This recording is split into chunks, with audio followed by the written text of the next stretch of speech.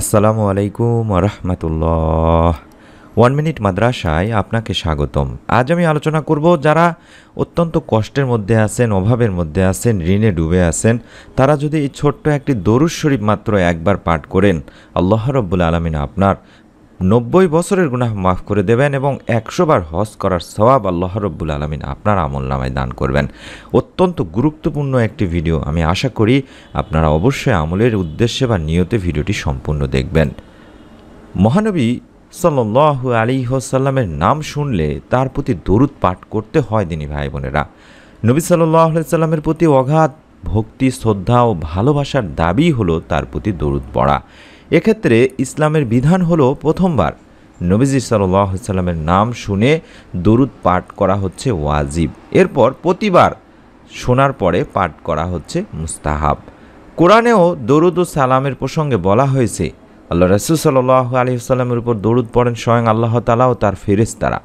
তাই অনুরূপ নির্দেশ দেওয়া হয়েছে বনি আদমকেও। পবিত্র কোরআনে ইরশাদ হয়েছে, নিশ্চয় আল্লাহ ও তার ফেরেশতারা নবীর প্রতি দরুদ পাঠ করেন। হে ঈমানদারেরা, তোমরাও তার প্রতি দরুদ পাঠ করো এবং বেশি বেশি পরিমাণে সালাম পাঠ করো।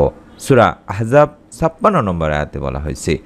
আলোচ্য আয়াতে আল্লাহ তাআলার পক্ষ থেকে দরুদ পাঠের ভাবার্থ হলো আল্লাহ তাআলা তার ফেরেশতাদের সামনে রাসূলুল্লাহ সাল্লাল্লাহু আলাইহি সাল্লামের প্রশংসা করেন, আর ফেরেশতাদের দরুদ পাঠের ভাবার্থ হলো তারা নবী সাল্লাল্লাহু আলাইহি সাল্লামের জন্য রহমতের দোয়া করেন। সংক্ষিপ্ত আকারে অল্প সময়ে পাঠ করা যায় এমন একটি দরুদ হচ্ছে সাল্লাল্লাহু আলাইহি ওয়াসাল্লাম। এটা পড়তে খুব বেশি সময় লাগে না, আবার কোনো কাজ বন্ধ করেও তা পড়তে হয় না। তাই যত বেশি সম্ভব এই দরুদটি পাঠ করা চাই দিনী ভাই বোনেরা। আর সর্বোত্তম দরুদ হলো দরুদ ইব্রাহিম, যা নামাজের শেষে আমরা পাঠ করে থাকি বা নামাজের বৈঠকে আমরা পাঠ করে থাকি। এছাড়াও দরুদ পাঠ আল্লাহর রহমত লাভেরও একটি উপায় বলা হয়েছে হাদিসে। একবার দরুদ পাঠ করলে আল্লাহ তাআলা 10টি রহমত নাজিল করেন। এই সম্পর্কে আবু হুরায়রা রাদিয়াল্লাহু তাআলা আনহু থেকে বর্ণিত, রাসূলুল্লাহ সাল্লাল্লাহু আলাইহি সাল্লাম বলেছেন, যে ব্যক্তি আমার প্রতি একবার দরুদ পাঠ করে আল্লাহ তাআলা তার প্রতি 10টি রহমত বর্ষণ করেন। সুনানে তিরমিজি শরীফের একটি হাদিস। শুধু তাই নয়, দরুদ পাঠে গুনাহ মাফ হয়ে যায় দিনী ভাই বোনেরা।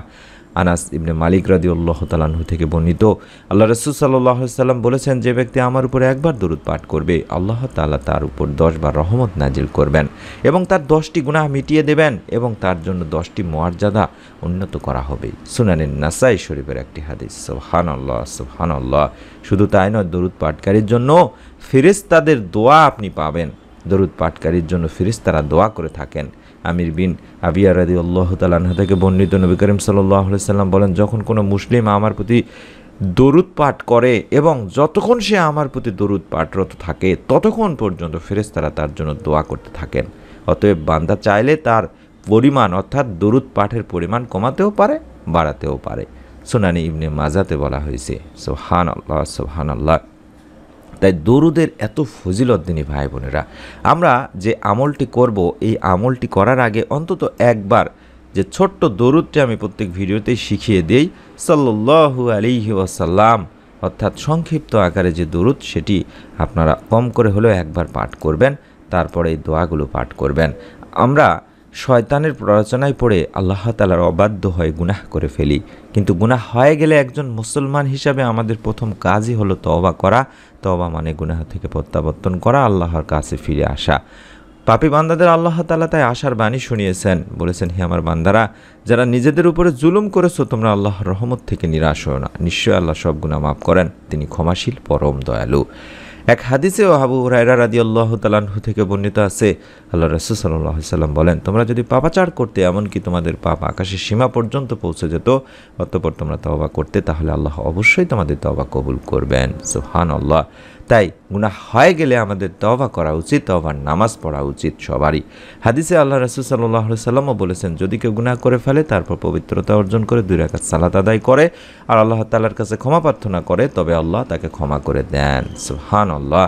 তাই আমরা চেষ্টা করব অবশ্যই 2 রাকাত সালাত আদায় করার পরে কম করে হলেও এই দোয়াটিও একবার পাঠ করা। রব্বি ইন্নী যালামতু নাফসি ফাগফিরলি, রব্বি ইন্নী যালামতু নাফসি ফাগফিরলি, হে আমার রব, নিশ্চয়ই আমি আমার নফসের প্রতি জুলুম করেছি, সুতরাং আপনি আমাকে ক্ষমা করে দিন। কোরআনুল কারীম থেকে নেওয়া দোয়াটি শিখিয়ে দিলাম। এবং যারা ঋণের মধ্যে আছেন তারা এই আমলটি অবশ্যই করবেন। বিশেষ করে ঋণে ডুবে আছেন, কোনো মাধ্যম নেই, অভাবের মধ্যে আছেন, তারা অবশ্যই এই দোয়ার আমলটি করার চেষ্টা করবেন। বিভিন্ন সময় আমরা অনেকেই ঋণগ্রস্ত হয়ে যাই। এই ঋণ প্রকৃতপক্ষে কারো জীবনে সুখের খবর নয় বা সুখের খবর বয়ে আনে না। আর তাই জীবনে সব সময় আমাদের উচিত হবে যে ঋণ থেকে মুক্ত থাকা। ঋণ থেকে মুক্তি লাভের জন্য হাদিস শরীফে অনেক দোয়ার কথা, আমলের কথা বলা আছে। তার মধ্য থেকে একটি পরীক্ষিত আমলের দোয়া আমি আপনাদেরকে শিখিয়ে দিচ্ছি ইনশাআল্লাহ। দ্রুত ঋণ আদায় করতে বা ঋণ মুক্ত হতে বা সক্ষম হওয়ার জন্য আল্লাহ রাসূল সাল্লাল্লাহু আলাইহি সাল্লাম কিছু দোয়া আমল শিক্ষা দিয়েছেন। তিনি ঋণ থেকে বাঁচার জন্য আল্লাহ তাআলার কাছে অত্যাধিক আশ্রয় প্রার্থনা করতেন। একবার ঋণ থেকে রক্ষা পেতে প্রার্থনারত অবস্থায় এক ব্যক্তি তাকে দেখে বলেন, হে আল্লাহ রাসূল সাল্লাল্লাহু আলাইহি সাল্লাম, আপনি ঋণ থেকে খুব বেশি বেশি আশ্রয় প্রার্থনা করে থাকেন। নবী সাল্লাল্লাহু আলাইহি সাল্লাম বলেন, মানুষ ঋণী হলে কথা বলতে গিয়ে মিথ্যা বলে এবং অঙ্গীকার করলে তা রক্ষা করে না। বুখারী শরীফের একটি হাদিস। তাই আপনাদেরকেও অনুরোধ করব দিনী ভাই বোনেরা, অবশ্যই ঋণ থেকে বাঁচার জন্য এই দোয়াটি বেশি পড়বেন।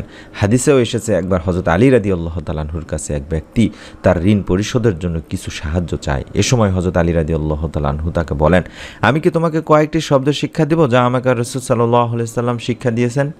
যদি তুমি এটা পাঠ করো তাহলে আল্লাহ হয় তোমার ঋণ মুক্তির ব্যাপারে দায়িত্ব নেবেন, যদি তোমার ঋণ পর্বত সমানও হয়। এরপর হযরত আলী রাদিয়াল্লাহু তাআলা আনহু ওই ব্যক্তিকে এই ছোট্ট উপরের দোয়াটি পড়তে বলেছিলেন, অর্থাৎ যে দোয়াটি আমি এই মুহূর্তে দেখাচ্ছি স্ক্রিনের মধ্যে, যে দোয়াটি দেখাচ্ছি এই দোয়াটি আপনাকে পড়তে হবে অন্তত একবার।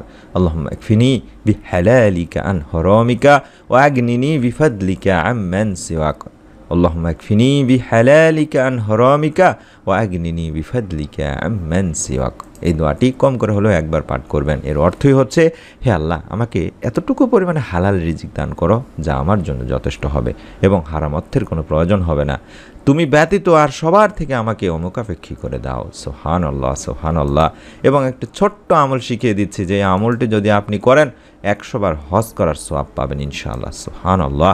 আল্লাহ তাআলা বান্দার ভালো কাজের সওয়াব দিতে কখনোই কার্পণ্য করেন না দিনী ভাই বোনেরা। কিছু নেক আমলের জন্য তিনি অনেক বেশি সওয়াব দিয়ে থাকেন। একটি আমলের ব্যাপারে হাদিস শরীফে বলা হয়েছে, এই আমলটি আল্লাহ তাআলা কবুল হজের সওয়াব দান করেন।